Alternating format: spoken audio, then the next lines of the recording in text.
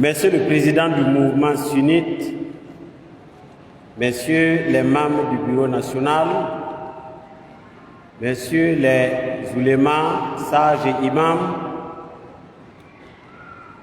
je voudrais avant toute chose et avec votre permission saluer la présence ici d'éminentes personnalités que vous avez bien voulu inviter à ce congrès. Je voudrais commencer par saluer la présence effective du président de l'Assemblée nationale,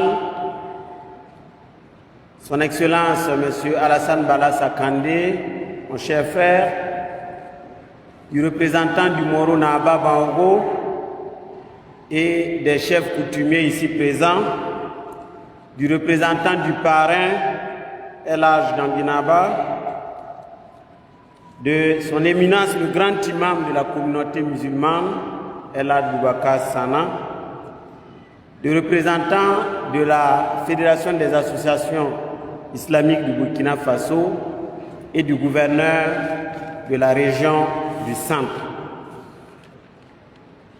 Honorables membres du mouvement sunnite, mesdames et messieurs, chers congressistes, c'est un plaisir pour moi de prendre la parole devant cette foule de fidèles à l'occasion de ce 9e congrès du mouvement sunnite.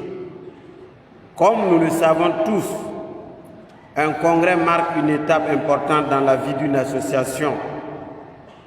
C'est un moment privilégié d'introspection visant à impulser un dynamisme nouveau à votre structure. Je me réjouis donc du choix de ma personne pour assurer la présidence de cette cérémonie d'ouverture. J'adresse à cet effet ma sincère reconnaissance au premier responsable du mouvement sunnite pour cette marque de considération. Le congrès est aussi une activité statutaire, une obligation légale qui permet à votre communauté d'être conforme à ses statuts et aux textes encadrant la liberté d'association dans notre pays. Au nom du gouvernement et à mon nom personnel, je félicite vos responsables qui ont eu pour souci de se conformer à la légalité. Cela traduit l'esprit de discipline et un sens élevé de la responsabilité de votre mouvement. Au-delà du respect de la légalité, je voudrais ici féliciter le mouvement sunnite du Burkina Faso pour son sens aigu de la discipline et du respect des lois du pays, ainsi que pour avoir toujours répondu présent à chaque fois qu'il est sollicité par les autorités à quelque niveau que ce soit. Honorables invités, chers congressistes, le choix du thème de cet important événement, à savoir Islam et cohésion sociale, quelle contribution du mouvement sunnite du Burkina Faso, traduit l'attachement de votre organisation à un Burkina Faso de paix et de stabilité, marqué par une coexistence pacifique entre diverses communautés. Dans un contexte où la réconciliation nationale est au cœur de nos préoccupations, la cohésion sociale est un élément indispensable et incontournable. Le gouvernement appelle tous les Burkinabés, individuellement et collectivement, à s'engager à fond dans cette œuvre gigantesque qu'est la réconciliation nationale. L'islam est une religion de paix.